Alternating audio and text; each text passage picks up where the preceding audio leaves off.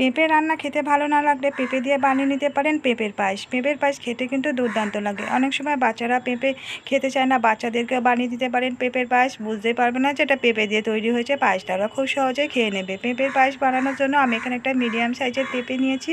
পেঁপেটাকে আমি ছুলে 4 টুকরো করে কেটে নিয়েছি, নিয়ে ধুয়ে নিয়েছি, আর মাঝখান থেকে দানাগুলোকে বার করে ফেলে দিয়েছি। এখন একটা ছোট ছিদ্র করা গ্রেটার নিয়েছি, নিয়ে পেঁপেগুলোকে প্রথমে গ্রেট করে নেব। সবগুলো পেঁপে প্রথমে এরকমভাবে গ্রেট করে নিচ্ছি।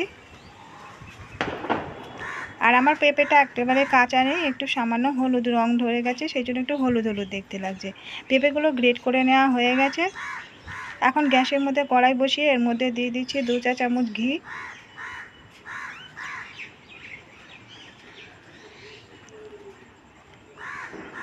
এখন ঘিয়ের মধ্যে এখানে আমি কিছু কাজু বাদাম আর কিছু কিশমিশ নিয়েছি। কাজু বাদামগুলোকে প্রথমে ঘিয়ের মধ্যে দিয়ে দিচ্ছি।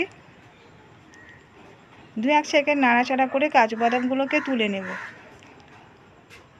কাজু বাদামটা তুলে নিলাম। এবারে এর মধ্যে আবার কিশমিশগুলোকে দিয়ে দিচ্ছি। কিশমিশগুলোকে ভাজা করে নেব। কিশমিশগুলো নাড়তে নাড়তে ফুলে কি সুন্দর বলের মতন যখন হয়ে যাবে, যে কিশমিশগুলোকে এখন আমি উঠিয়ে নিচ্ছি। কাজু কিশমিশটা ভাজা হয়ে গেছে। এখন ওই ঘিয়ের মধ্যে আরও 1 চামচ আমি ঘি অ্যাড করে দিলাম। এখন যে পেঁপেগুলোকে গ্রেট করে রেখেছিলাম, সেই গ্রেট করে রাখা পেঁপেগুলোকে আমি দিয়ে দিচ্ছি।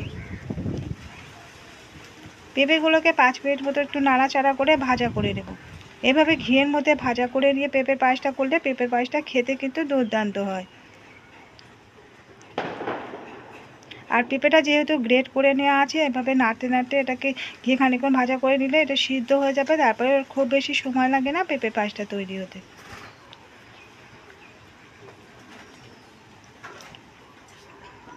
এইভাবে পেঁপেটাকে প্রথমে ঘিয়ের মধ্যে ভাজা করে নিয়ে তারপরে এর মধ্যে আমি দিয়ে দেবো দুধ। আর দুধটা আগে থেকে আমি 1/2 লিটার দুধ জাল করে রেখে দিয়েছিলাম।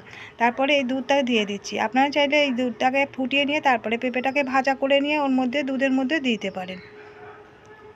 এখন এর মধ্যে দিয়ে দিলাম 2টো ছোটো এলাচ আর 1 টুকরো দারচিনি স্টিক। ছোটো এলাচ দুটোকে একটু ফাটিয়ে দিয়েছি, সুন্দর একটা ফ্লেভার আসবে।